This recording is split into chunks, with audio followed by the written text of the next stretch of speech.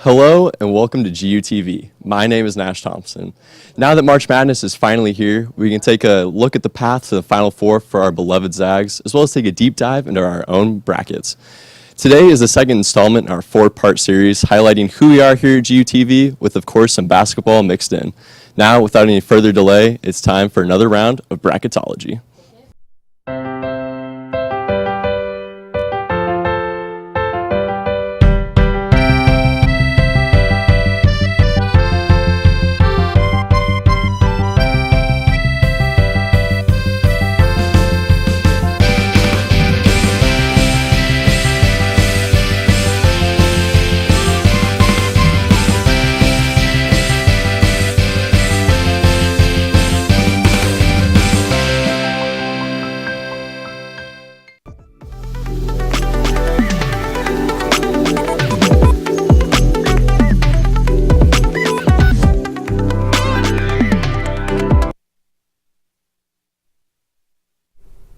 Hello and welcome to the second installment of GUTV Bracketology. My name is Chrissy Lebke. And I'm Rory Lochran.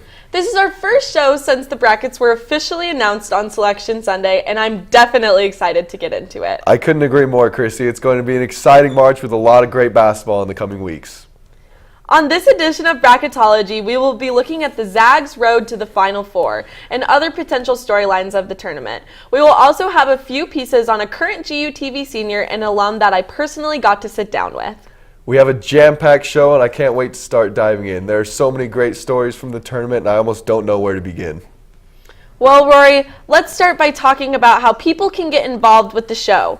GUTV Bracketology is about more than just basketball for us here at Gonzaga. It is also an opportunity for you to give back to the program. Following the link below, which is commerce.cashnet.com/URGUTV, you can sign up to compete against others in our bracket challenge hosted by us here at GUTV. For more information on how to sign up and get connected, we go to Jacob Dizon in the Opila suite.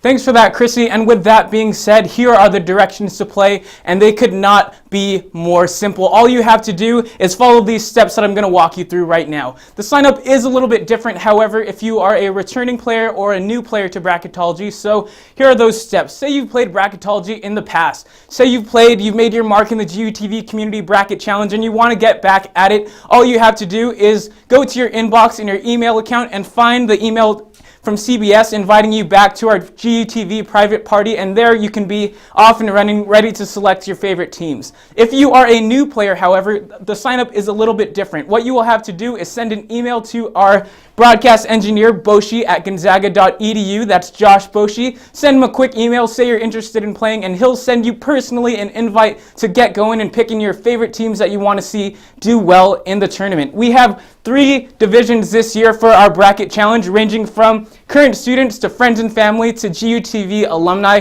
and other past students at Gonzaga. And the reason we do this is in order to show our community. The way that we work at Gonzaga GUTV reaches beyond the classroom, and it's with our family and everyone else involved. So reach out to people you know, get them involved, have them fill out a bracket, and have them take part in the fun with GUTV. I personally have the Zags going all the way, but then again, so do half the students here, so maybe we'll add a variety into our arrangement of brackets. Kind of going off of that, our alumni community is a very important part here at GUTV, and one of the ones that we wanted to highlight for today's show is Brenna Green. She's the current sports director over at Creme 2 News, and our very own Chrissy Lebke had the chance to interview her for our show. Since graduating from Gonzaga in 2014, Brenna Green has found herself reporting on sports in eastern Montana, Reno, Nevada, and now back here in home sweet Spokane, Washington.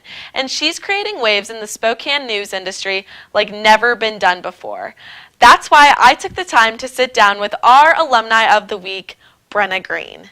As an upperclassman, Brenna became more active in GUTV. I really didn't start doing a lot of on-air stuff until my junior year, I'd say. And that's when it became more and more prevalent for me to be on camera. In her junior year, Brenna helped create her GUTV legacy, the Doghouse. Well, Colin McQuilkin is the one who started it. He wanted to make a class out of it for one of his courses he had to take for his last semester. He asked me, and I obviously jumped on board because anything sports related, I was there. Brenna was able to do something at Gonzaga that helped prepare her for her future. Having a dedicated sports show here at Gonzaga was something that was really cool. It was very much spearheaded by the students. It was very much our baby. However, there's one person in particular who Brenna attributes her success to, former GUTV director Dan Garrity.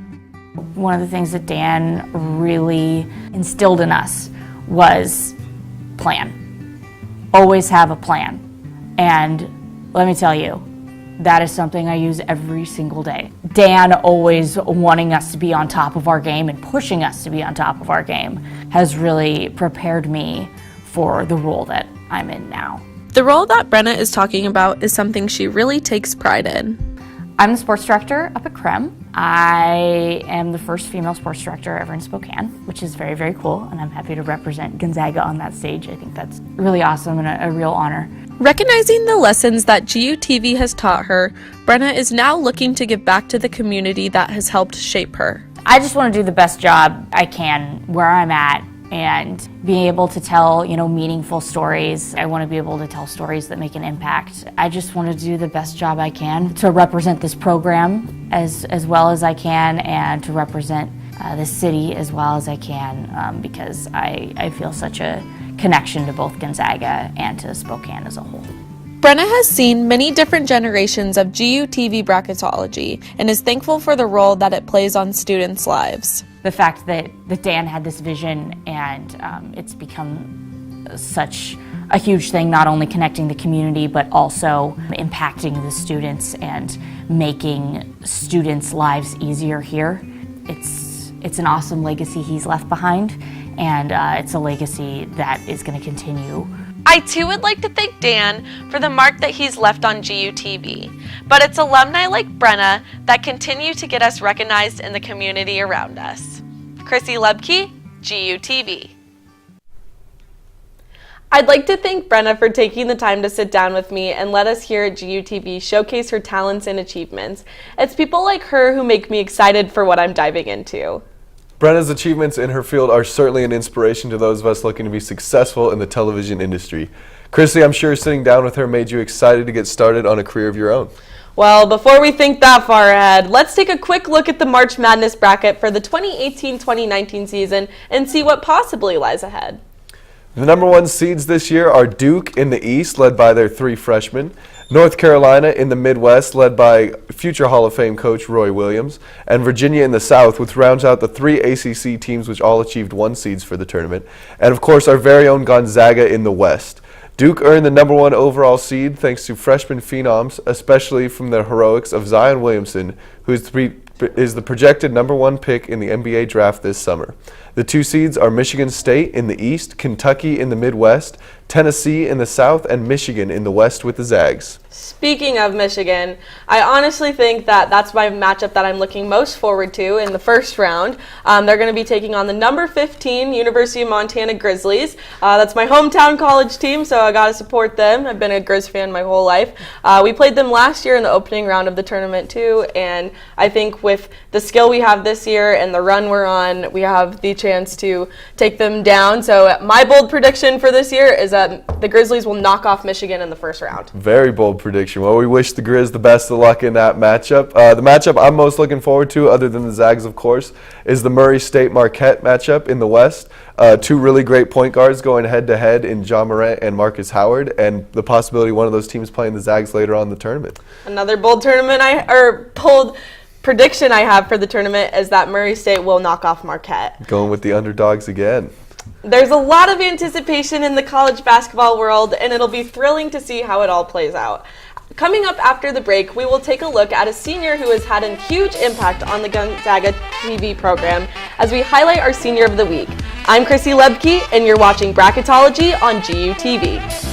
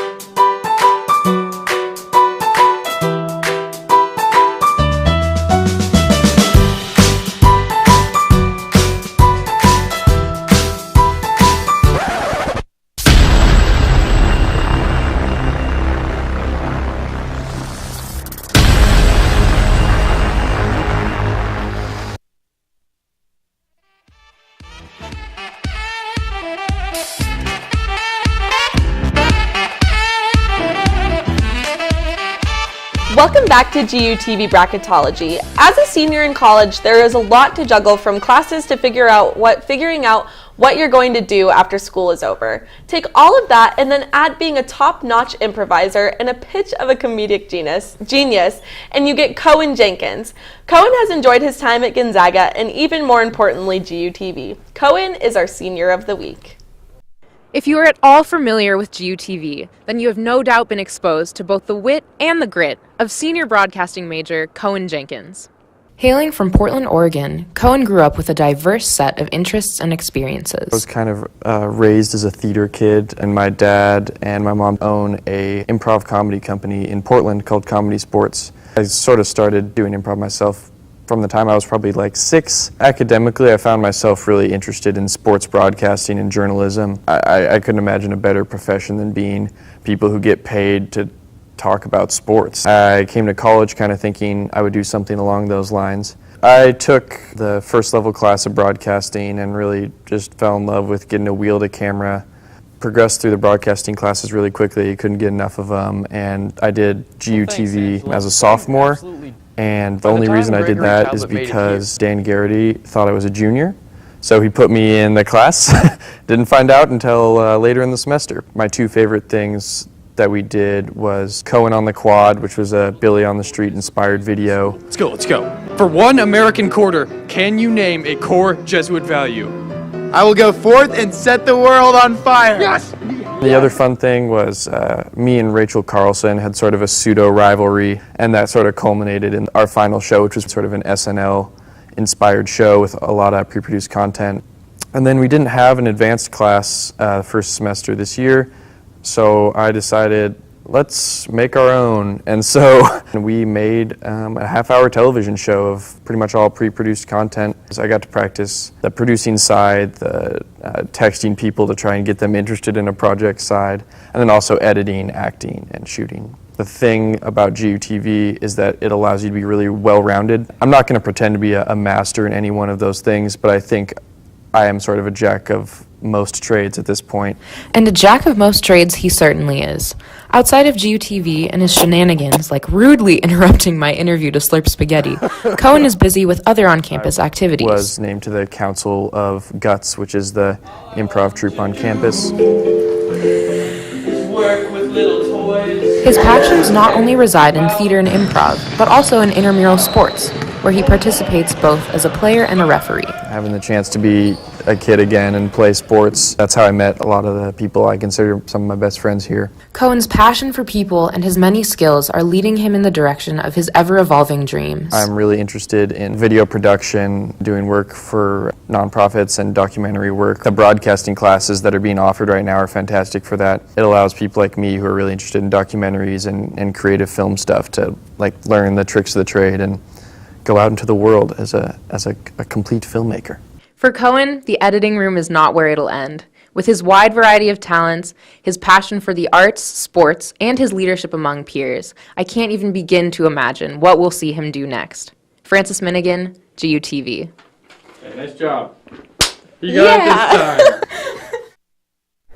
I think anyone who is taking classes at GUTV knows the family environment and close relationships it creates. The community feel of Gonzaga spans far past broadcasting and can be seen and heard loud and clear during basketball games here on campus. It was so much fun to watch the Zags all year long. They gave us fans plenty to cheer about in the Kennel, and they finished the year #1 overall in the regular season. The Kennel was rocking this year, and I'm sad that we won't be able to continue that on their journey through the tournament. But you better believe that we'll still be rooting for them here with all our hearts while they play on the road. The Zags will be playing in the West region and are a #1 seed for the 3rd time in school history. The last time they were a #1 seed, they went all the way to the national championship 2 years ago. They will face the winner of Farley Dickinson and Prairie View A&M on Thursday, March 21st in Salt Lake City. The Zags have the potential of facing some very good teams early on in the tournament, like Syracuse, Florida State, who the Zags lost to last year, and Michigan, who has been a top-ranked team all season long. It's going to be a tough and exciting tournament for our Gonzaga Bulldogs. With all of that being said, a lot of the time the focus gets put on the men's team, but it's also important for us to look at the women's team. They are coming off a historic season of their own, after all. The GU women's basketball team has mustered a historic season thus far, reaching as high as 12th in the national AP poll, rightfully taking some attention away from the stellar men's team. GU women's sports rep Claire Martin says that this recent surge in success has garnered increased attention. Just being involved with women's basketball, like that's kind of my focus during this time of year, is that while we have men's basketball going on, like to keep reminding everyone that we also have women's games at home that you can come see, or we also have this one you can watch on your TV, like things like that. The team's success has led to a higher spirited and motivated team, allowing them to maintain their results and standard of play. Be ranked like 12th at one point in the year. Now I believe they're 16, which is still really good compared to rankings in the past. So their whole team dynamic has been really awesome this year, and I think the energy surrounding it has increased as well. A few of the members of the team have achieved great individual accolades as well, with seniors Laura Stockton, Zakira Rice, and Chandler Smith all being selected for the All-WCC first team, while the overall team chemistry has remained strong. You could have one player that has a really good game one day, and then there's a room for another player to step in and have a really good game the next time, because they all have a different role where they can fill up and be that superstar if they need to, or they can always sit back and be maybe the assister or lock down on defense that game. So it's been really awesome to see the roles continually change throughout the year. One role that hasn't changed is that of head coach Lisa Fortier, who was just recently named the WCC Coach of the Year for her efforts in motivating and organizing the team. Just seeing her on the court during games, she's so present in every single play, and that's what's so important from a coach, is just to always be involved with their players. So I think that just her presence and her intensity and energy that she brings to the team probably is what qualified her for that. The crowds for the women's games have motivated the team thoroughly, and may even rival the men's game crowds in terms of volume and ferocity. I don't know if I've just noticed it more this year, but those games get pretty rowdy in a different way compared to the men's basketball team and their games. The fans are a lot more involved in the games than the men's games are, especially the season ticket holders for the women. They all showed up decked out in Gonzaga gear. A lot of people bring signs. There's a lot more families in the arena, and the little kids just idolize the players. So it's really cute to see them cheer for them and interact with it. So it's been a really cool atmosphere. Whether or not the women's team can reach the heights the men's team reached recently is yet to be seen. But one thing is for sure, all around GU and Spokane, Zag fans are hoping for a good run this year in March. For GUTV, Dean Saranac.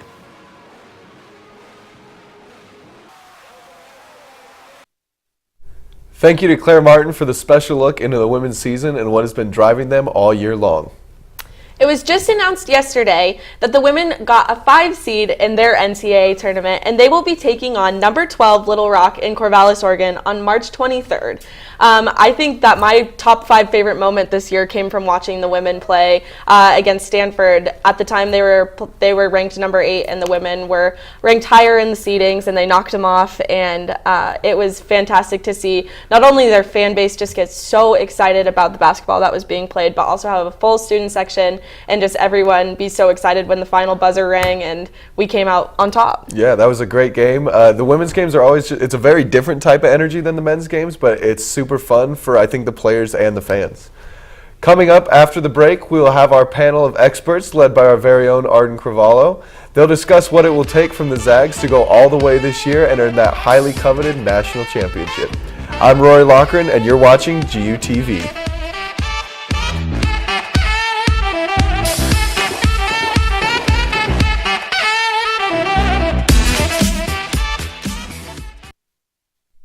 Chances are you've walked right on past it, but the Next Gen Tech Bar is the new spot for your tech needs. Their new support center is by students for students. Don't be intimidated by their white lab coats because they are more than happy to help. Whether you need a password reset, software update, or a new Ethernet cable for your computer, the NGTV staff has got you covered. So come on by and get the help you need today.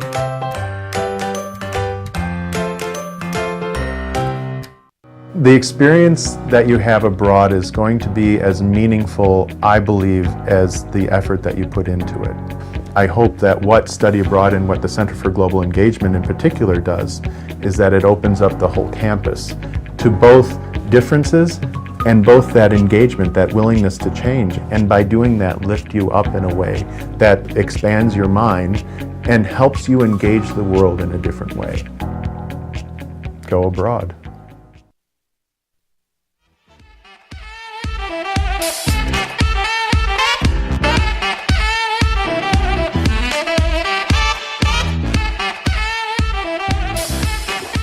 Welcome back to GUTV Bracketology. I'm your host, Arden Craval. Now that we've gotten some feel for what is in store these next couple of weeks, it's time to break down the bracket even further. To do this, we are joined by always our great panel of experts made up of former KHQ sports reporter John Collette, GUTV alumni and sports writer Stephen Carr, and host of last year's Bracketology panel and current GU senior Andrew Lee Penwell. Guys, thanks for joining us once again. It's always a pleasure. Lots happened since we last saw you. Oh, I know. No kidding. Las Vegas was a little bit disappointing. Can we say that? You Is that can okay? definitely say that. that. All right. Understatement, yeah. Gonzaga women's, they fall to BYU for the third time this season, and the men's team, they lose their first game to a WCC opponent in St. Mary's. But just like the team is doing right now, we're going to move past that into the March Madness. How about that? Does that sound good? Sounds like a good idea. All right, let's start with Andrew Lee. So Andrew Lee, Gonzaga, the men's team, they ended up with the number 1 seed in the West bracket. Do you think that the West bracket is the toughest of all the regions, or is there another bracket in mind that stands out to you? I think the West is actually a pretty hard bracket. I was watching Selection Sunday and I was like, ooh, I don't really like this very much. We have Nevada, we have Michigan, we also have Syracuse and Baylor and Florida State, and those are some really great teams, not to mention Texas Tech. They just have all around, I'm not really excited to be in that bracket. However, I do think that we will come out on top. I think that Coach Few will pull it together, have a nice heart-to-heart with the gentleman after the showing in Las Vegas, but I do think that we will come out on top. What about you, Stephen? I know you said you looked at this bracket and you memorized it. Is that true? Yeah, that is true. 1 through 16 right now. What is it? No, I think this bracket's interesting. All the brackets have their own little intricacies, but I think this is kind of like the bracket of like grit and grind, because there's so many really good defensive teams, at least at the top tier. And then you've got Murray State and Marquette, which are really good offensively and have some superstars. And then you've got Nevada, who can go to the Final Four or could get knocked out in the first round, and you literally have no idea what they're going to do on a game-to-game basis. They've been very up and down this season, yeah, definitely. But like the top 4 seeds after Gonzaga, Michigan, Texas Tech, Florida State, and if you want to throw Syracuse in there, they're all incredibly good defensively. So it's going to be a grind to get to that Final Four. We mentioned all the teams in the West. Which team frightens you the most, John? Good question. I was just going to mention that when I saw Michigan was the second seed, I felt pretty good. But then I almost think the road to the Elite Eight is harder than whoever Gonzaga would have to face in the Elite Eight. So I'm going to go with Florida State just because of their length and size, and even they matched up last year. Tilly was hurt, obviously, so they weren't at full strength. We don't have that problem going into this tournament, but still, the ACC, different beast, and just the size that would present defensively would really cause a lot of problems for our bigs. And then you really need the outside shot to fall, and we saw that didn't work against St. Mary's. So if that's not going for GU, that could be a real concern against a team like Florida State. Florida State is returning 7 of their 9 rotation players from last season, though, so they're ready to go this year. One who's 7'4" and massive. Yeah. So guys, we're gonna do like a little competition. I want to hear your Final Four picks and Cinderella picks, and then we're gonna get a point. You're gonna get a point for each round victory that you get, and then we'll tally it all up and see who gets the most at the end of March Madness. Does that sound good? Great. All right. Let's start with you, Andrew Lee. I want your Final Four picks and 1 Cinderella pick. I picked Duke, Gonzaga, Tennessee, and North Carolina. And my Cinderella seed, well, I didn't really pick one, but I picked Houston to go pretty far. They're number 3 seed, so I had them beating Kentucky a little bit, but we'll go with that. All right, sounds good. For myself, I'll give mine. I got Gonzaga, Duke, Tennessee, and Kentucky instead of North Carolina. And then my Cinderella pick, I'm going with Ja Morant and the Murray State Racers. Very nice. What about you, Stephen? I know you guys pay me the big bucks to come on here and give me some hard-hitting All analysis. big money for you. But I'm going straight up chalk and taking all 4 number 1 seeds. All right, Dick Vitale. Yes, because Duke, Gonzaga, and Virginia have been the 3 best teams by far all season long, and I think they're clearly a step ahead of everybody else. And I think North Carolina, the last 2 months of the season, put themselves in that same conversation, and I don't think anybody beats them. So I'm going all number 1 seeds, and then if you want a Cinderella, I guess, I've got New Mexico State, a 12 seed in the Sweet 16. They are one of the best offensive rebounding teams in the entire country. They play 10 players on a consistent basis, and Auburn, their first-round matchup, is a terrible defensive rebounding team. So I think they'll get after them on the offensive glass and pull off the upset. Good insight. Andrew, I'm totally on your team right now. Tennessee, North Carolina, Duke, Gonzaga, those are my Final Four as well. So we'll meet you in the championship, and we'll figure out who has a better sleeper. I would go with Nevada as a team to look out for, too. Again, like Steven said, they could lose in the first round. They could also make it to the Elite Eight. I could see them getting to the Elite Eight, just having a very senior-heavy team, that experience. They made the Sweet 16 last year. That'd be a team I would choose to look out for to make a run. I'm also historically very bad at this, so please don't change your bracket based on my pick. Yeah. All right, well, we got all your picks, and we wish you guys the best of luck with that. We'll see who's on top at the end of the March Madness. So let's move over to the Gonzaga women's side. They ended up with a 5 seed in the Albany region, and BYU was also seeded a 7th seed in the Chicago region. Stephen, do you agree with that seeding despite BYU beating Gonzaga in the WCC championship? Yeah, that sounds about right. BYU didn't have quite the non-conference wins that Gonzaga did, plus BYU lost a couple weird games in conference play. I think the interesting thing is BYU is the 7 seed and their 2 seed is Stanford, who Gonzaga beat in the regular season. So it'd be interesting to see if those two teams match up. But if BYU shoots like they did at McCarthy Athletic Center and again as they did in Vegas against Gonzaga, they could beat the 10 and they could surprise Stanford too. Oh yeah, definitely. So Anderly, Gonzaga, Chrissy mentioned they're playing Little Rock, but let's move a little forward because they are in Oregon State's region and they're playing in Corvallis, Oregon. How much of a factor is that going to be with that home field advantage for the Beavers? I think that the women's brackets are really interesting because you do have the like a lot of home court advantage. UConn always plays in Stores. Notre Dame gets a game down there. So does Stanford. So I think that I mean you can't overestimate the home court advantage. Playing in Corvallis, obviously it's close, so the Zags fans will travel very well. I know that the athletic department absolutely loves the women's fans. They're definitely a different brand than the men's fans, but I hope to see them down there. But being in that Corvallis bracket, best of luck, ladies, but I do see them doing fairly well on a geographical basis, and the fact that we don't have to travel as far, that takes a huge toll on your body as well. So I think they'll be doing hopefully very well. That should be an interesting bracket for sure. And one last question for you, John. The Gonzaga women's team, they had a couple of minor or big injuries, season-ending injuries, not minor, with Laura Stockton and Jill Townsend out for the season. How much of a factor is that going to be in March Madness for this team? Yeah, it's huge. I mean, especially Stockton as your point guard to kind of really facilitate that offense and get things going. One of the really to a credit for Coach Fortier and the team is they're really well balanced, distributed.